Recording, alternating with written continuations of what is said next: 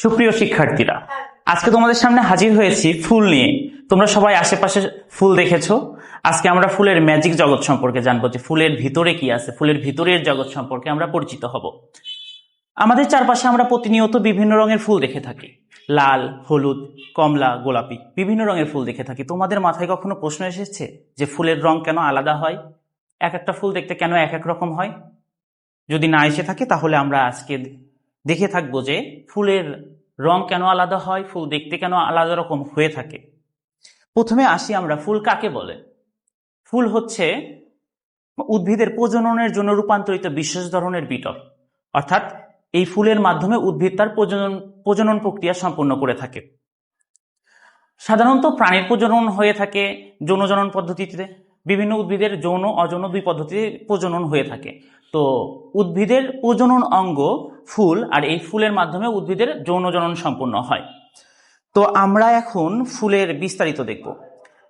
একটা ফুলকে তখনই আদর্শ ফুল বলা হবে যখন তার মধ্যে 5টা স্তবক উপস্থিত থাকবে। এই 5টা স্তবককে আমরা বিস্তারিতভাবে দেখার জন্য আজকে ক্লাস রেডি করেছি। প্রথম স্তবক, যেখানে ফুল বসে থাকে। আমরা সবাই বসার জন্য আমাদের আসন দরকার পড়ে। আমরা সিনেমা হলে সিনেমা দেখতে গেলে যে আসনে বসি, একটা সুন্দর চেয়ার দেখে বসি, বা স্কুলে গেলে আমরা সব থেকে ভালো আসনটা নির্বাচন করি আমাদের বসার জন্য। তো ফুলেরও বসার জন্য একটা আসন দরকার পড়ে, সেই আসনটা হচ্ছে পুষ্পাক্ষ, অর্থাৎ ফুলের প্রথম স্তবক, অর্থাৎ ফুল যার উপরে বসে থাকে। পুষ্পাক্ষ শব্দের অর্থ হচ্ছে পুষ্পের অক্ষ বা পুষ্পের আসন, অর্থাৎ পুষ্প যার উপর বসে। তোমরা চিন্তা করো, একটু কল্পনা করো যে ফুল আসলে কোথায় বসে। তোমাদের মাথায় আসছে যে ফুল কোথায় বসে থাকে? দেখো, আমরা এইখানে যদি হচ্ছে পুষ্পাক্ষ সম্পর্কে দেখতে চাই, তাহলে দেখো এইদিকে যে ফুলটা আছে, এই ফুলটা আসলে ধুতুরা ফুল। এই ফুলটা যেখানে বসে আছে, এই যে এখানে, এটা হচ্ছে পুষ্পাক্ষ। আমরা যদি একটু লম্বচ্ছেদ দেখে থাকি, তাহলে দেখো এই যে ফুলটা, এই যে পুষ্পাক্ষ, অর্থাৎ ফুলের যে বোটা, আমরা যেখান থেকে ফুলটাকে টেনে তুলি আর কি, সেটাই হচ্ছে পুষ্পাক্ষ। এইটা ফুলের প্রথম স্তবক। এটাকে প্রথম স্তবক বলা হয়ে থাকে। আবার কখনো কখনো বাইরের দিক থেকে ফুলের প্রথম স্তবক ধরা হয় বিপিকে। এই যে ফুলের গোড়ায়, যেটা তোমরা কল্পনা করো যে ফুল যখন কুড়ি অবস্থায় থাকে, যেটাকে আমরা ফুলের কলি বলি, কলিটাকে ঢেকে রাখে সবুজ রঙের পাপড়ির মতো একটা আস্তরণ, ওইটা হচ্ছে আমাদের বিতি, যেটা ফুলের বাইরের দিক থেকে প্রথম স্তবক। তো এই প্রথম স্তবকের কাজটা কি? যখন কোনো ভিআইপি কোথাও বাইরে যায়, তখন তাকে প্রোটেকশন দেওয়ার জন্য তার বডিগার্ড থাকে। তো ফুলের ভিআইপি যেগুলো অঙ্গ, সেগুলোতে আমরা পরে আসবো আলোচনায়, সেই ফুলের ভিআইপি অঙ্গগুলোকে প্রোটেকশন দেওয়ার জন্য, বাইরের রোদ বৃষ্টি ঝড় এগুলো থেকে, পোকামাকড় থেকে রক্ষা করার জন্য, যখন কুড়ি অবস্থায় থাকে, তখন এই বিটি বাইরের পোকামাকড় থেকে ফুলকে রক্ষা করে থাকে। এরপরে আসে ফুলের বাইরের দিক থেকে দ্বিতীয় স্তবক। এই যে রঙিন স্তবকটা আছে, যেটাকে আমরা পাপড়ি হিসেবে চিনি, সেটা বাংলায় বইয়ে যে ভাষায় উপস্থাপন করা আছে সেটা হচ্ছে দল। সবগুলো দল যখন একত্রিত থাকে, সবগুলো পাপড়িকে তখন দলমণ্ডল বলা হয়। এই দলমণ্ডলগুলা বিভিন্ন রঙের হয়ে থাকে বা বিভিন্ন প্রকারের হয়ে থাকে। যেমন এইখানে আমরা ফুলের বিভিন্ন পাপড়ি দেখতেছি। এই যে জবা ফুলের পাপড়ি হচ্ছে লাল রঙের, ধুতরা ফুলের সাদা, কদম ফুলের পাপড়িটা আলাদা রকম। আবার এই যে এটার নাম হাতিসুর, দেখছো এটা দেখতে হাতিসুরের মতো, এই জন্য এই ফুলের নাম হচ্ছে হাতিসুর ফুল। তো এই যে পাপড়িগুলো আলাদা এবং আলাদা রঙের হওয়ার কারণ কি তোমরা জানো? আমরা যখন কোনো জন্মদিনের পার্টিতে যাই বা কোনো বিয়ের অনুষ্ঠানে যাই, তখন আমরা চাই আমাদের সবাই দেখুক, বা আমরা সবাই আকর্ষণটা টানার চেষ্টা করি, এই জন্য আমরা ঝলমলে পোশাক পরে থাকি। তো এই যে ফুলের ঝলমলে পোশাক অর্থাৎ পাপড়ি, এগুলো হচ্ছে মানে ফুলের ঝলমলে এই পাপড়ি হওয়ার কারণ হচ্ছে পোকামাকড়কে আকর্ষণ করা। আর পোকামাকড়কে আকর্ষণ করা হয় এই কারণে যেন পোকামাকড় এসে পরাগায়ন নিশ্চিত করতে পারে। তোমাদের মনে হয়তো প্রশ্ন আসছে পরাগায়ন কি জিনিস, সে সম্পর্কে আমরা পরবর্তী ক্লাসে আলোচনা করব।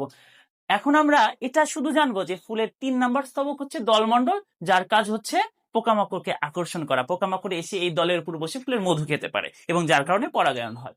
এখন আমরা আসি ফুলের অত্যাবশ্যকীয় 2টা স্তবক, যেটার সাহায্যে ফুল তার প্রজনন প্রক্রিয়া সম্পূর্ণ করে থাকে। সেই অত্যাবশ্যকীয় স্তবকের মধ্যে আছে আমাদের পুংস্তবক এবং স্ত্রী স্তবক। এই যে জবা ফুলটা দেখতে পাচ্ছি, তোমরা কখনো সরিষা ফুলে হাত দিয়ে দেখেছো? হাতে হালকা হলুদ রঙের গুঁড়ো লাগে, অথবা জবা ফুলের যেটা এই যে এই অঙ্গটা, এটা যখন আমাদের হাতে লাগে তখন ওখানে হালকা কমলা রঙের গুঁড়ো লাগে। খেয়াল করে দেখেছো? এগুলো হচ্ছে পরাগরেণু। এইগুলো হচ্ছে প্রজননের জন্য সব থেকে গুরুত্বপূর্ণ। এই যে এইখানে আহ আমাদের এইখানে এই যে হলুদ রঙের যে অঙ্গগুলো দেখা যাচ্ছে, এইগুলো হচ্ছে পুংস্তবক। পুংস্তবকের কাজ হচ্ছে পরাগরেণু উৎপন্ন করা। আর এই পরাগরেণু প্রজনন প্রক্রিয়ায় সাহায্য করে। এই পরাগরেণু পোকামাকড়ের পায়ের সাথে লেগে এখান থেকে স্ত্রীস্তবকের গর্ভমুণ্ডে পতিত হয়, আর যার কারণে পরাগায়ন প্রক্রিয়া সম্পন্ন হয়। সেগুলো আমরা বিস্তারিত পরে আলোচনা করব। তো এই পুংস্তবকের কাজ হচ্ছে পরাগরেণু উৎপন্ন করা। একটা পুংস্তবক দেখতে সাধারণত এরকম হয় দেখতে, যার এই পর্যন্ত অঙ্গটাকে বলা হয় পুংদণ্ড, আর উপরের অংশটাকে বলা হয় পরাগধানী বলা হয়। আর এই পরাগধানীর কাজ হচ্ছে পরাগরেণু উৎপন্ন করা। আর এরপরে আমাদের ফুলের অত্যাবশ্যকীয় আরেকটা স্তবক হচ্ছে আমাদের এই স্ত্রী স্তবক। আর এই স্ত্রী স্তবকের দেখতে সাধারণত এটা হচ্ছে স্ত্রী স্তবকের গর্ভাশয় হয়, এটা হচ্ছে গর্ভদণ্ড হয়, আর উপরে যে অঙ্গটা থাকে তার নাম হচ্ছে গর্ভমুণ্ড। তো এটা হচ্ছে গর্ভদণ্ড, এটা হচ্ছে গর্ভাশয় বা ওভারি, যেখানে হচ্ছে আমাদের বীজ উৎপন্ন হয়। আর এটা হচ্ছে আমাদের গর্ভমুণ্ড। এই পুংস্তবকের পরাগরেণু অর্থাৎ ওই সাদা বা কমলা বা হলুদ রঙের গুঁড়োগুলো, সেই গুঁড়োগুলো যখন এই গর্ভমুণ্ডে পতিত হয়, পরবর্তীতে এই গর্ভাশয়ের ভিতরে গিয়ে নিষেক প্রক্রিয়া সম্পন্ন করার পরে বীজ উৎপন্ন হয়, আর সেই বীজ দিয়ে উদ্ভিদ প্রজনন করে থাকে। আর যেহেতু এখানে দুইটা আলাদা জনন কোষের মিলনের প্রয়োজন পড়ে, এই কারণে ফুলের মাধ্যমে উদ্ভিদ তার যৌন জনন প্রক্রিয়া সম্পন্ন করে। আজকের ক্লাসে আমরা ফুলের পরিচিতি শিখলাম। ফুলের 5টা স্তবক থাকে, 5টা স্তবকের মধ্যে পুষ্পাক্ষ অর্থাৎ পুষ্পের আসন যেখানে ফুল বসে থাকে, এরপরে দ্বিতীয় স্তবক অর্থাৎ বাইরের দিক থেকে প্রথম স্তবক যার নাম হচ্ছে বীতি, এবং তারপরে তৃতীয় স্তবক দলমণ্ডল বা পাপড়ি, এবং পরবর্তীতে দুইটা মানে সব থেকে গুরুত্বপূর্ণ বা প্রয়োজনীয় যে দুইটা স্তবক আছে সেটা হচ্ছে পুংস্তবক এবং স্ত্রীস্তবক। এই 5টা স্তবক থাকলে সেটা আদর্শ ফুল হয়।